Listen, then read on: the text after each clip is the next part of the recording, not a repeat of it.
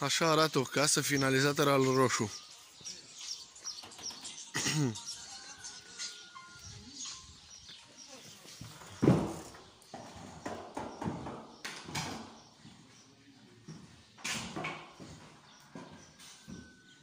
Acolo este ușa.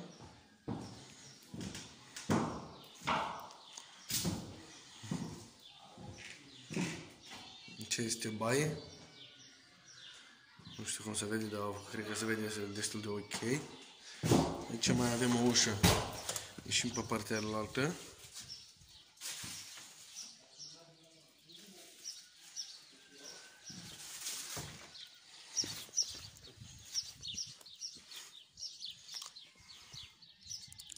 Asta este o casă la roșu. Video acesta este făcut pentru clienți. Asta este o casă pe suprafață de 40 de metri pătrați. Aici este o altă cameră, o cameră secretă, care încă nu i-am pus ușă, că îi pune domnul.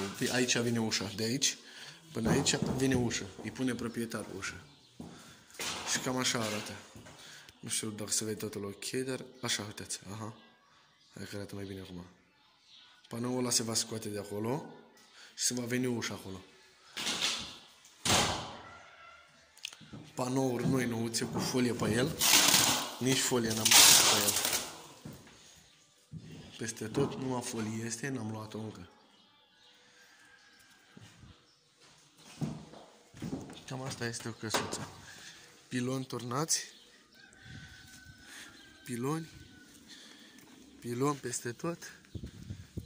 Piloni. De jur împrejurul casei au doar piloni.